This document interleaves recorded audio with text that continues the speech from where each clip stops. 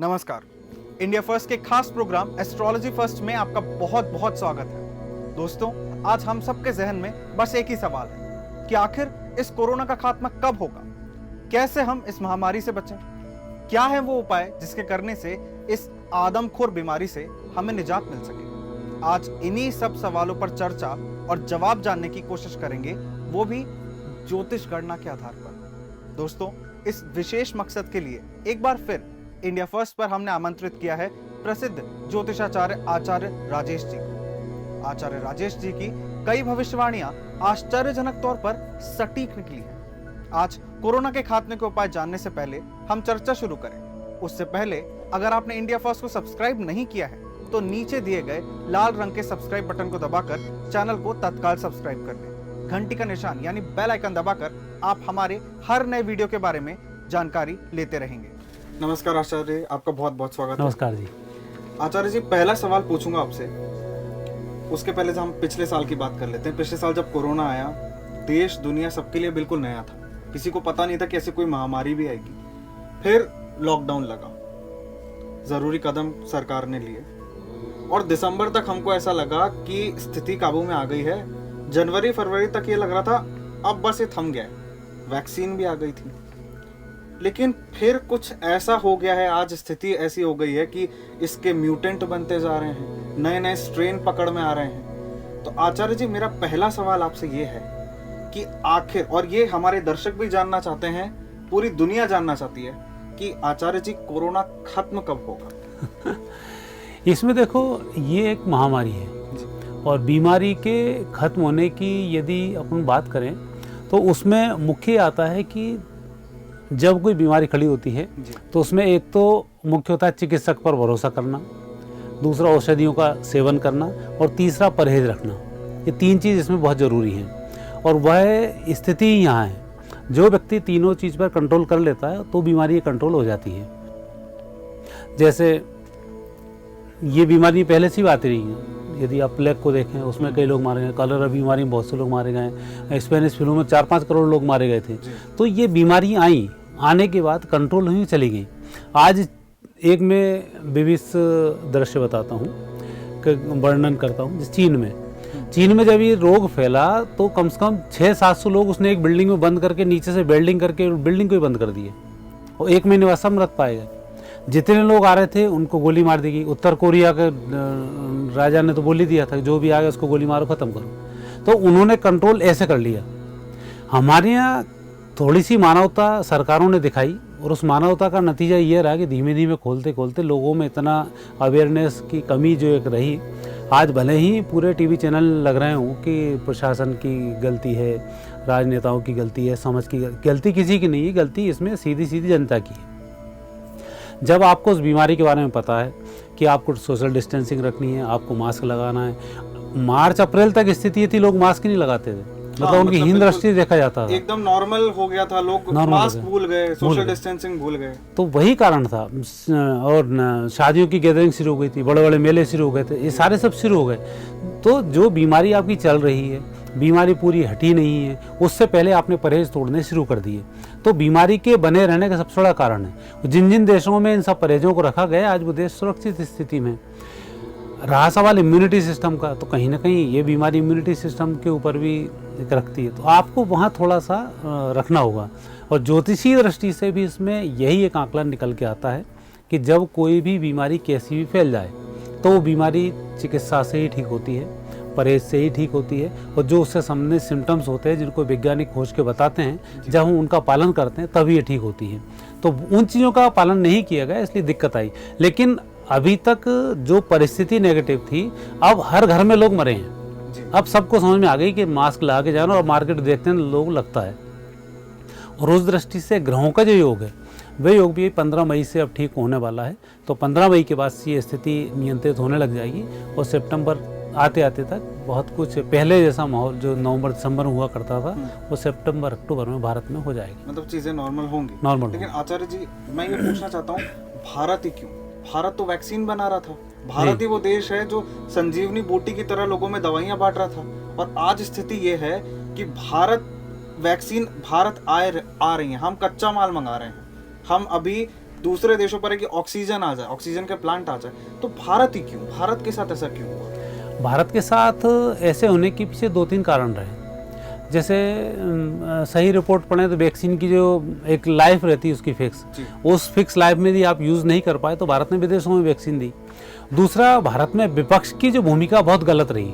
Vaccine के बारे में मार्च अप्रैल तक गलत हवाएं फैलाई गई कि वैक्सीन से कोई नपुंसक हो जाते हैं, वैक्सीन से बीमारी गंभीर रह जाती है, वैक्सीन से शरीर की ग्रोथ रुक जाती है, पहले मोदी लगवाएंगे तो हम लगवाएंगे। मतलब ये एक विपक्ष की तरफ से प्रोपेगेंडा खड़ा किया, तो उसमें लोगों की अवेयरनेस में कमी आई, भ्रम फैलाया गया। तो उस भ्रम से लोग रुके, और जो व्यवस्थाएं बहुत अच्छे से करनी थी उस व्यवस्थाओं में जो प्रशासनिक अधिकारी थे, ये प्रशासनिक अधिकारियों की यहाँ पोल खुली और टोटली फ्लॉप हुए हैं।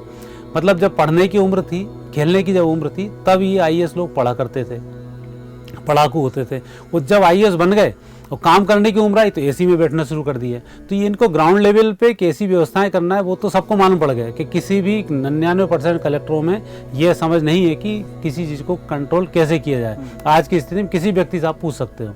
तो यहाँ प्रशासन फेल हुआ। तो भारत में जो नेगेटिव स्थिति इसमें बनी है तो उसमें प्रशासन का, विपक्ष का और नेगेटिविटी फैलाने वाले दूसरे देशों का जो भारत से जलते हैं, उनकी जो व्यवस्थाएं यहाँ पर जिस तरह से उन्होंने कंट्रोल किया उसका बहुत बड़ा रोल रहा है। जब आप गंभीरता से उतरेंगे तो आपको ये सब चीज़ समझ में आएंगी। और ग्रहों का जहाँ तक खेल है, वहाँ ग्रहों में अभी शनि की स्थिति बहुत बेहतर नहीं है जो इन सब चीज़ों को कंट्रोल कर पाए। तो अभी हमें 1 साल का पूरा इंतजार करना पड़ेगा। 2022 सितंबर अक्टूबर के बाद हम पूर्ण रूप से इस पर सब कुछ कर पाएंगे। और अब वैक्सीनें वापस जो भारत में आ रही हैं और भारत बना रहा है, तो ये निश्चित रूप से 2-4 महीने में कंट्रोल होने वाली स्थिति इसमें बन जाएगी। और जो गंभीर स्थिति इतनी होगी ये किसी ने सोचा भी नहीं था, और उस स्थिति का सामना हमें करना पड़ा। तो आपका कहना है कि 2022 सितंबर तक स्थिति काबू में आएगी। आचार्य जी कहते हैं ज्योतिष भविष्य देख सकता है जी। लोग उन पे निर्भर करते हैं, उन पे भरोसा करते हैं कि ये बता सकते हैं कि भविष्य क्या होगा। उनके पास उनकी विद्या रहती है। आचार्य जी, आप ज्योतिषाचार्य हैं, आप ये बताइए, क्या कहीं ज्योतिष विद्या में या पूरे ज्योतिष ज्ञान में कहीं इस महामारी का पहले से जिक्र था? इस तरह की जो महामारी हैं ये हमारे यहाँ 3 तरह से भविष्यवाणी की जाती है, दैहिक, देविक और भौतिक। तो देविक जो आपदाएं होती हैं इनकी भविष्यवाणी बहुत आसानी से नहीं होती है। ये निकल आता है कि 2020-21 का जो साल है, मतलब जो समय चल रहा है 2020 से 2025 तक, ये संदिग्ध समय है।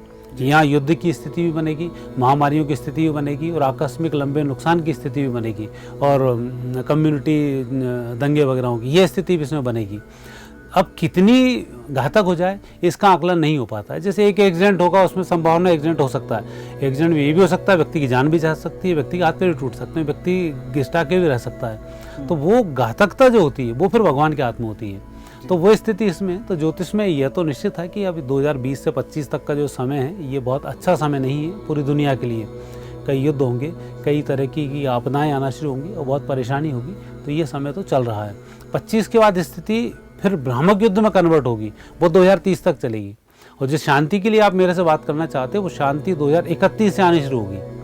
मतलब अभी जो समय चल रहा है 2030 तक का, ये बहुत अच्छा समय नहीं है। इसमें नाना प्रकार की परेशानियों का व्यक्ति को सामना करना पड़ेगा। बहुत बड़ी बात कह रहे हैं आचार्य जी। मेरा अगला सवाल, आपने देखा कोरोना काल चल रहा है पर रैलियां हो रही हैं, देश में चुनाव का माहौल है और बंगाल चुनाव है, 5 राज्यों में चुनाव है, पर ज़्यादा फोकस बंगाल चुनाव पर है सबका। मैं ये जानना चाहता हूँ, अगर आप ओवरऑल पूरे चुनाव को देखें और पूरी राजनीति को देखें तो इस महामारी का इस राजनीति पर, भारत की राजनीति पर क्या असर पड़ सकता है? महामारी का भारत की राजनीति पे यदि असर देखा जाए तो आज की स्थिति में विपक्ष के पास बहुत बड़े मुद्दे इसमें नहीं हैं। उसके पीछे कारण एक नरेंद्र मोदी जी और भारत, इन दोनों कुंडलियों का जो सामंजस्य है वो 2014 से लेकर वैसे 2012 शुरू है, 2012 से 2030 तक ये एक स्थिर सरकार का संकेत है। और जब कोई स्थिर सरकार हो और विपक्ष कट पिट जाए, ये उनका एक ताल में कहीं नहीं बैठे, तो कहीं ना कहीं फिर भ्रामक स्थिति फैलाकर ही राजा को बदनाम किया जाता है। ये एक राजनीति का षड्यंत्र होता है, जो राजनीति में पढ़ाया भी जाता है जी। कि यदि आपके कोई कंट्रोल में नहीं आती ये चीज़ तो आप उसको बदनाम करना शुरू कर दो, और लगातार आप झूठ फैलाओगे तो वो झूठ को लोग सच मानना शुरू कर देते हैं। हराइए नहीं तो बदनाम करिए। ना बदनाम करिए, है ना। जैसे इंश्योरेंस वाले हैं, यदि इंश्योरेंस वाला आपको समझाना है, नहीं समझ में आता, आपको कंफ्यूज करके चला जाएगा वो, ताकि आप दूसरा बीमा ना ले पाएँ। बिल्कुल। तो वही स्थिति राजनीति में यहाँ बन रही है। चुनाव की जहाँ तक स्थिति है, यदि हम उस दृष्टि से देखते हैं तो वो एक एग्जाम है। एग्जाम में व्यक्ति का यदि गला लग जाए, व्यक्ति के बीमार हो जाए, जॉइंटिस हो जाए, तो पढ़ाई नहीं छोड़ता है जी। उसको पढ़ाई उसी लेवल पे करनी, क्योंकि परीक्षा है। परीक्षा फल के बाद ये नहीं दिखेगा कि मुझे बुखार था या मैं नहीं कर पाया इसलिए परीक्षा नहीं दे पाया, वो तो मार्कशीट की आवश्यकता है। तो चुनाव जब सिर पे आ गया तो वहाँ किसी को रुकना है ही नहीं, और ना रुकना चाहिए यदि आप समझदार हैं। और दूसरा, विपक्ष का भी एक बहुत बड़ा काम यही था, जो एक क्षणिक षड्यंत्र कराता है ना, वो भी यही था कि आज अब बंगाल चुनाव को टारगेट करे बैठे थे। पूरा विपक्ष छिन्न भिन्न है, कहीं उसमें स्थिति नहीं है। उसको एक ही माध्यम लग रहा था, बंगाल चुनाव विपक्ष हार जाए, ये यहाँ ये सफलता ना मिले तो कुछ खेल हो सकता है। तो उसी लिए फिर आखिरी में राहुल गांधी ने भी अपनी रैली छोड़ दी। जैसे ही देखा बीजेपी जीत रही तो उन्होंने कहा कम से कम टीएमसी को समर्थन हो जाएगा, तो और राहुल गांधी वहाँ से कोरोना का नाम लेकर भाग गए। तो ये जो परिस्थिति बनी है ये भ्रामकता फैलाने के लिए बनी है, लेकिन इसका बहुत अधिक असर 2024 तक आते आते बहुत कुछ जीरो हो जाएगा, क्योंकि सारी स्थिति 2022 में नियंत्रित होने वाली है, और उसके बाद जो स्थिति होगी वो ठीक रहेगी। तो राजनीति के बड़े चेहरों पर ये महामारी क्या असर दिखा सकती है? बड़े चेहरों पर असर तो दिखना तय है, क्योंकि महामारी जिस तरह से फैली है वह प्रशासन पूरा फैल हुआ है, ये जनता जानती है। नेताओं ने खूब रोटियां सेंकी, ये जनता जानती है। डॉक्टर जब लूट के लिए 1-2 लाख रुपए रोज बिल बना रहे हैं, किसी नेता की हिम्मत नहीं हुई कि उस डॉक्टर जाकर पूछ ले तुम 2 लाख रुपए का आज किया क्या है। कालाबाजारी चरम पर है। तो ये काम प्रशासन के और राजनीति के हैं, यहाँ ये फेल हुए हैं। तो ये जनता आसानी से भूलने वाली नहीं है, पर जनता ये भी जानती है कि जो कालाबाजारी का सिस्टम है ये हर सरकार में रहा है और ये बना रहेगा। तो अब ये कि इन बड़े चेहरों का असर गंभीर ये पड़ेगा कि व्यक्ति से जो राजनीतिक खुन्नस लोगों की रहेगी उस चुनाव में दिखाई देगी। तो अगला जो चुनाव होगा उसमें जितने बड़े बड़े मंत्री वाले चेहरे हैं ये हारने के कगार पर आ जाएंगे। तो वहाँ इनका भविष्य जरूर निश्चित रूप से मुझे अंधकार में दिखाई देता है। और ऐसे समय में जब महामारी फैली हो और आप कंट्रोल ना कर पाएँ तो पाप का घड़ा भी आपका भरता है और कुदरत भी आपको नष्ट करती है। क्योंकि मेरे तो बड़े बड़े अधिकारियों को आज कम से कम 70-80 अधिकारी मेरे ऐसे संपर्क में हैं जो रिटायर्ड होने के बाद आज वृद्धाश्रमों में रह रहे हैं। कई मंत्री ऐसे हैं जो बहुत बुरी दुर्गति पर है, जो 2-2 हज़ार करोड़ के मालिक हुआ करते थे, आज उतने नुकसान पर हैं। तो कुदरत छोड़ती नहीं है, तो वहाँ इनका हंस रोना तय है। आचार्य जी, मेरा अगला सवाल जी, और बहुत ही जनरल सवाल है, क्या कोरोना से बचा जा सकता था? क्या विश्व बच सकता था? बिल्कुल बच सकता था। भारत बच सकता था? बिल्कुल बच सकता था। कैसे? आपको वहाँ जब एक गाइडलाइन तय हुई कि आपको मास्क लगाना है, दूरी बनाकर रखना है, हाथ सैनिटाइज करना है, और ये किसी का कुछ नहीं बिगाड़ पा रहा है, आज तक के शोध बताते हैं। यदि आप उस नियम पे चलते तो ये महामारी बढ़ती नहीं। और उसके विपरीत में बात करूं, भारत में यदि इस महामारी की बात की जाए तो भारत की कुंडली में ऐसी महामारी से इतनी विध्वंस स्थिति का योग नहीं था। हाँ, किसी कुंडली में लिखा 80 साल तक जिएगा और 30 साल में आत्महत्या कर ले तो उसमें ना ज्योतिष शास्त्र का दोष होता है, उसमें कर्म का दोष माना जाता है। तो आपने कर्म उसके अनुरूप नहीं किए, इसलिए आपको इस बीमारी से इतना गंभीर भुगतना पड़ा। अन्यथा ये बीमारी ऐसी नहीं थी कि इतना बड़ा तांडव ये बना पाए। तो वहाँ आपको प्रशासन को, पक्ष को, विपक्ष को और जनता को, सबको मिलकर सहयोगात्मक रवैया अपनाना था। तो ये बीमारी आपका कुछ नहीं बिगाड़ पाती और आगे भी ये नहीं बिगाड़ पाएगी। जो लहर की बात करते हैं ना, एक लहर आई, सेकंड लहर आई, थर्ड लहर आई, लहरों की क्या स्थिति? यदि आप कंट्रोल कर लो तो एक भी लहर काम की नहीं, और नहीं तो लहरों पर लहरें आती जाएंगी, आप गिनते जाना बैठे हुए। तो वो स्थिति इसमें बनती है। तो वहाँ आपका एक कर्तव्य बनता है कि आप उन नियमों को फॉलो करें जो चिकित्सक आपको दर्शाते हैं, जो वैज्ञानिक आपको बताते हैं। आचार्य जी, ज्योतिष शास्त्र में क्या कोरोना महामारी से बचने के लिए कोई उपचार है? कोई ऐसे प्रिवेंटिव मेजर्स जिन्हें हम कहते हैं, जो हम पहले ले लें जिससे इससे बचा जा सके? इनसे बचने के उपाय में सबसे पहला ज्योतिष शास्त्र भी यही बात आपसे करेगा कि जो चिकित्सक बोलता है पहले उसको आप स्वीकार करें। दूसरा, फिर भगवत कृपा की प्राप्ति के लिए हनुमान जी और भगवान शंकर इसके लिए प्रतिनिधित्व करने वाले देवता हैं। भावई मेट जगत त्रिपुरारी, त्रिपुरारी भगवान शंकर इस चीज़ को मिटा सकते हैं। तो भगवान शंकर की इसमें आराधना करना, और भगवान शंकर की आराधना कैसे करना? योग, ध्यान और प्राणायाम के माध्यम से। आज बाबा रामदेव बता रहे हैं योग, ध्यान, प्राणायाम करने वालों को ये बीमारी असर नहीं कर पाई, लेकिन जो एसी के अंदर बैठे हुए हैं, जिनकी जीवनचर्या बेतरतीब है, उन लोगों पर इसका असर ज़्यादा रहा। रात जागरण, इसके लिए प्राइवेट कंपनी बहुत बड़ी दोषी है, जो लोगों का मेटाबॉलिज्म उन्होंने डिस्टर्ब ही कर दी है। वो 45 साल तक उसको निचोड़ के रख देते हैं और 45 के बाद व्यक्ति किसी काम का नहीं बचता। तो ये सरकारों की नई धूर्तता है कि ऐसी प्राइवेट कंपनियों पर वो कंट्रोल नहीं कर पा रहे हैं। उन्हें अपने युवाओं को बचाना है तो प्राइवेट कंपनियों को कंट्रोल करना पड़ेगा कि आप ज़्यादा काम व्यक्ति से ना लें, 8 या 9 घंटे काम लें, बाकी उसकी जीवनचर्या है उसको भी जीने दें। ये स्ट्रिक्टली आपको नियम बताने होंगे, नहीं बताएंगे तो फिर अगली महामारी इस बेस पे आएगी कि इम्यूनिटी सिस्टम कमज़ोर हो रहा है। आज भारत सबसे युवा देश है, और कल भारत सबसे बुढ़ा देश हो जाएगा और व्यक्ति मरना शुरू कर देगा। तो उसमें निश्चित रूप से ज्योतिष शास्त्र इन सब चीज़ों की गणना करता है। और भगवान शंकर की आप आराधना करें, ओम मंत्र का आप जाप करें, योग ध्यान का आप सहारा लें, निश्चित रूप से आप इस बीमारी से बच पाएंगे, क्योंकि त्रिपुरारी में वो क्षमता है कि आपकी इच्छाओं को पूरी करेगा और निश्चित रूप से आपको स्वस्थ रखेंगे। आचार्य जी, मेरा अगला सवाल, हमने देखा कि कोरोना फैला, कोरोना 2020 में फरवरी से फैलना शुरू हुआ। उसके पहले कोई, हालांकि चाइना में, चीन में हमें नवंबर से पता चलने लगा था, 2019 नवंबर से केस आने लगे थे, पर उसने उस बीमारी को छुपाया। छुपाते छुपाते छुपाते मार्च में जब ये खुलेआम हो गया कि ये बीमारी है और बड़े स्तर पर है, तब विश्व स्वास्थ्य संगठन ने भी इसे महामारी घोषित कर दिया, भारत में भी लॉकडाउन लग गया, और आज तो स्थिति बहुत ही विकराल है। मैं आपसे एक चीज जानना चाहता हूँ आचार्य जी कि ये एक बीमारी फैलाई गई है, गलती से फैली, या ये एक जैविक युद्ध है? देखो, 2012 से युद्ध ही चल रहा है, वो इसका प्रक्षेप 2030 तक जाते जाते होगा। अभी युद्ध की ये शुरुआतें हैं। मैं पहले ही मैंने बोला है अपने चैनल्स के ऊपर भी कि तीसरा वर्ल्ड वार शुरू हो चुका है।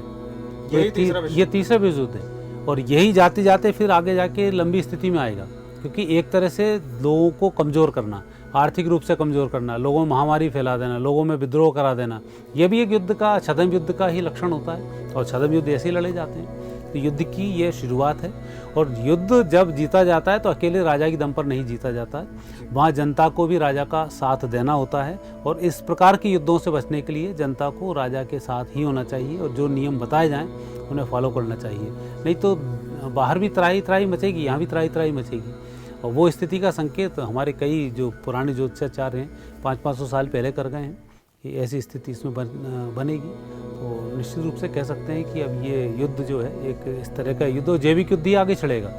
इसके बाद बम भी पटकेंगे तो भी क्या होगा, वो भी एक आपकी वायु को विषाक्त करेगा, और 2030 तक वो व्यक्ति जिंदा रह पाएगा जिसके फेफड़े मजबूत होंगे जी। तो अभी योग, ध्यान, प्राणायाम इन सब की बहुत आवश्यकता है, और इस फालतू फंड के विवादों में कौन सी सरकार कर रही है, कौन सा प्रशासन कर रहा है, कौन नहीं देख रहा है, इसको ध्यान देने के बजाय व्यक्ति खुद अवेयर रहे तो इस चीज़ से बच पाएगा, नहीं तो स्थिति खतरनाक साबित होगी। आचार्य जी, भारत तो हमेशा से ही योग का देश है, भारत संस्कृति का देश है। हमें तो आश्रम है कि 25 तक गृहस्थ आश्रम है, उसके बाद ये आश्रम है। तो हम तो बचपन से ही, जब हमारे पौराणिक कथाओं में भी, भारत की पुरानी संस्कृति में भी यही लिखा गया है कि इस तरीके से जीवन यापन करना है। हमारे घरों में, पुरानी किंवदंतियों में, कहानियों में बताया जाता था कि घर आने से पहले आप हाथ धोइए, घर के अंदर जाने से पहले आप हाथ धोइए, पैर धोइए, तब जाएंगे। आज पूरी दुनिया सैनिटाइजर यूज कर रही है। आपको कहीं ऐसा नहीं लगता कि ये भारत की जो संस्कृति है उसको तोड़ मरोड़ कर दिया गया है? वरना ऐसी महामारियों को तो हम निपटा सकते थे। तोड़ा मरोड़ा किसी ने नहीं है, तोड़ा मरोड़ा आपने और हमने ही है। हम ही ने उन माँ बापों को मूर्ख समझना शुरू कर दिया जो हमसे बोलते थे हाथ धो के आओ, रात में जल्दी सो जाओ। हम आज मोबाइल पे 1-2 बजे तक लगे होते हैं। मोबाइल की विकिरण, जबकि वैज्ञानिक बोल रहे हैं नुकसान करती है, हम 2 बजे तक उसको ले रहे हैं, जबकि हमारी आंख 10 बजे रेस्ट चाहती है। रेस्ट के समय में हम उसको ये चीज़ें दिए जा रहे हैं। सूर्योदय से पहले हमें उठना चाहिए, लेकिन हम माँ बाप से बोलते हैं हम 3 बजे तक पढ़ें, सुबह 10 बजे तक सोते हुए पढ़ें, तो आपका मेटाबॉलिज्म वहाँ डिस्टर्ब हो जाएगा। जब एक दृष्टांत इसमें बहुत अच्छा आता है रामायण में, उसमें भरत जी बोलते हैं रामचंद्र जी को, भैया मैंने नहीं चाहा है कि मुझे राम राज्य मिले, जी। उसके लिए वो दुनिया भर की कस्में खाते हैं। वो इनकी माता की कसम खा जाता हूँ, पिता की खा जाता हूँ, सब कुछ उन्होंने किया है। आखिरी में बोला, भैया मैं कहाँ तक आपसे बात करूँ, मुझे वो सब पाप चढ़ जाएं। ये सबसे आखिरी में बोला, मुझे वो सब पाप चढ़ जाएं जो सूर्योदय के जागने के बाद चढ़ते हैं। मतलब कितनी बड़ी बात है। इतनी सारी कस्में खाने के बाद आखिरी अंतिम शब्द बोलता है, सूर्योदय के बाद कितने खतरनाक पाप चढ़ते हैं। और आज 90% घरों में पाप चढ़ा रखे, लोग उठ ही नहीं रहे हैं। तो हमने खुद ही अपनी संस्कृति को दुलत्ती मारनी शुरू कर दी। तो निश्चित रूप से है कि हम भले ही राजा हों, हमारे इतिहास बहुत बड़ा रहा हो, लेकिन हम अगला इतिहास गलत लिख रहे हैं, ये हमें दिख रहा है। और उसके लिए हमें वापस लौटना पड़ेगा, उन संस्कृति को वैज्ञानिक अध्ययन करना पड़ेगा और वैसे रहना पड़ेगा। मतलब अपनी जड़ों की तरफ भारत को लौटना पड़ेगा। आचार्य जी, मेरा अगला सवाल, क्या कोरोना भारत में फैलाना कोई षड्यंत्र था?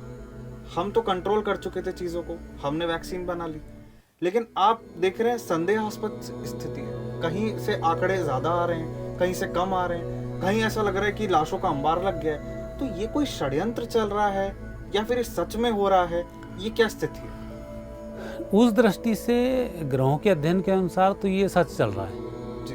है ना। हम उसको ये नहीं कह सकते कांग्रेस शासित क्षेत्रों में फैल रहा है, बीजेपी शासित क्षेत्रों में नहीं फैल रहा है। तो फैल तो ये सब जगह रहा है, लेकिन जहाँ अवेयरनेस की कमी है वहीं ज़्यादा फैल रहा है। और उसमें हुआ यही है कि जनता ने ही इन नेताओं की मूर्खतापूर्ण बातों में आकर अपने आप को अनियंत्रित कर लिया और उसमें हम फंस गए। क्योंकि हम जिन नेताओं पर बहुत भरोसा करे बैठे थे, उन नेताओं ने हमारे साथ ही छल किया है। वो इस स्थिति को समझ भी नहीं पाए, या यूँ समझें कि ना समझ नेताओं के हाथ तो ये सरकारें जा चुकी हैं। तो वो स्थिति है।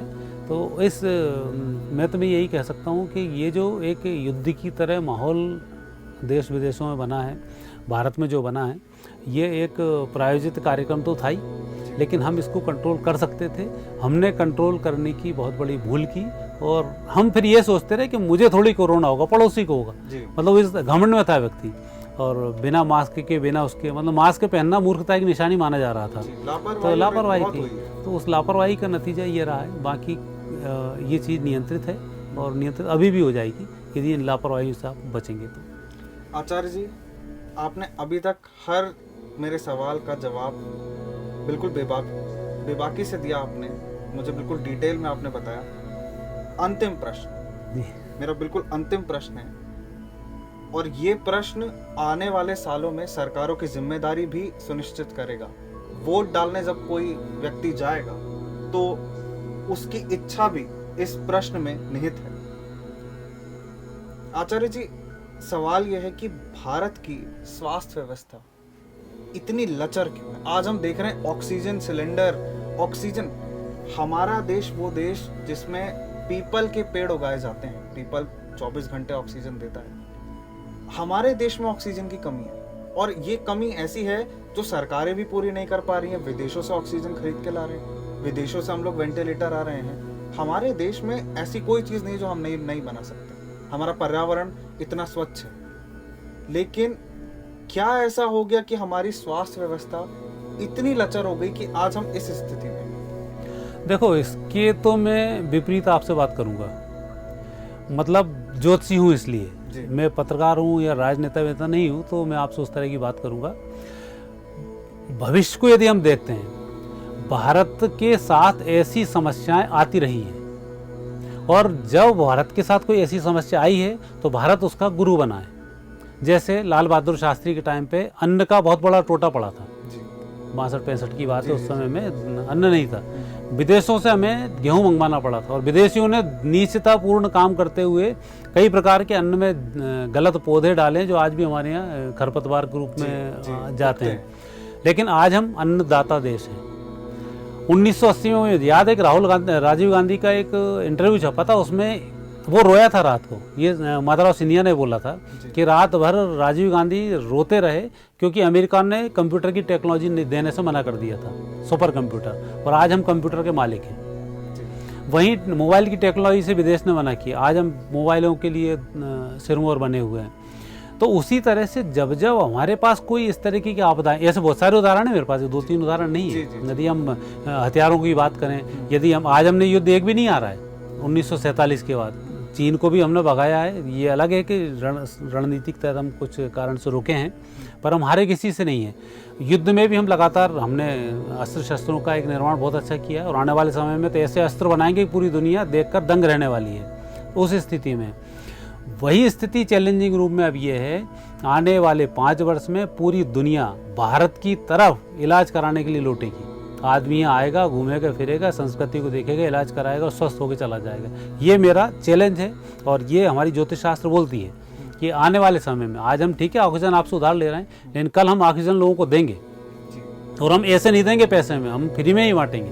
तो अभी, और ये ऑक्सीजन का जो अभी सिस्टम है 15 दिन का और बचा है, 15 दिन के बाद ऑक्सीजन की हमें आवश्यकता नहीं होगी। आचार्य जी, भारत की स्वास्थ्य व्यवस्था को कैसे दुरुस्त किया जा सकता है? देखो, भारत में आप रह रहे हो ना, तो हमें सरकार के भरोसे नहीं रहना है। हम 130 करोड़ हैं, ये बाकी कोई देश 5 करोड़ का, कोई 10 करोड़ का, और जो अपने आप में ये लगा रहे हैं कि हमने 80% 90% हमने वो लगा ली है, वैक्सीन लगा ली है, कोई बोल रहा हमने 100% काम पूरा कर लिया। तो 5 करोड़ आदमी, ये तो हमारे कभी का हो चुका पूरा, तो उस लेवल पे हम नहीं पहुंच सकते हैं। और इसलिए स्वास्थ्य व्यवस्थाओं को व्यवस्थित करने के लिए पहले हम बीमार ही क्यों पड़ें जी। जब हमारे पास इतने सारे योग शास्त्र ध्यान, इतने सारे मंत्र जप तप सब चीज़ें हैं, हम उनका उपयोग करके स्वस्थ बने रहें ना।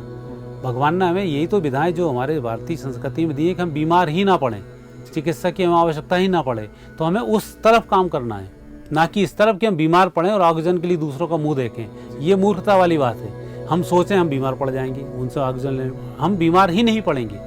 तो उस व्यवस्थाओं पे हमें ले जाना पड़ेगा, और हम निश्चित रूप से इसमें विजयश्री 2 महीने बचे हैं, 2 महीने के बाद हम प्राप्त करना शुरू कर देंगे। और ये अब भयानक तो तीसरी और चौथी लहर अब नहीं आने वाली, ये भले ही वैज्ञानिक गणना करते रहें, क्योंकि अब हर घर में 1-1 2-2 शांत हो चुके हैं। अब सबको समझ में आ गया है कि हम कितने बड़े मूर्खता कर चुके हैं, और जो व्यक्ति मरा है ये भी कैसी मूर्खता कर चुका है।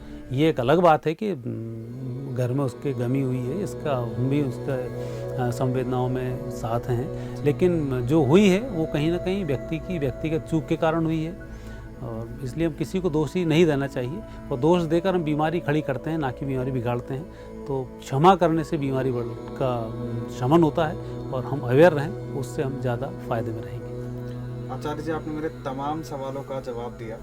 चलते चलते इंडिया फर्स्ट न्यूज़ के दर्शकों के लिए, तमाम देश दुनिया से जितने लोग अभी इंडिया फर्स्ट न्यूज़ देख रहे हैं, आप क्या संदेश देना चाहते हैं? संदेश तो मेरा मित्रों यही है कि जो वैज्ञानिकों ने किया है, आपको दूरी बनाकर रखनी है, मास्क लगा कर रखना है, हाथ को सैनिटाइज करना है, घर में भी आप व्यापक दूरी बनाएं। और ज़रा सा आपको लगता है कि आप अस्वस्थ से हो रहे हैं, तो आप अकेले रहना शुरू कर दें। वहाँ ये नहीं कि आप इंतज़ार करें 3 दिन 4 दिन देख लेता हूँ या अपने मन से दवा ले लेता हूँ, उसमें थोड़ा सा आप बचकर रहें, तो निश्चित रूप से आप पूर्ण रूप से स्वस्थ होंगे।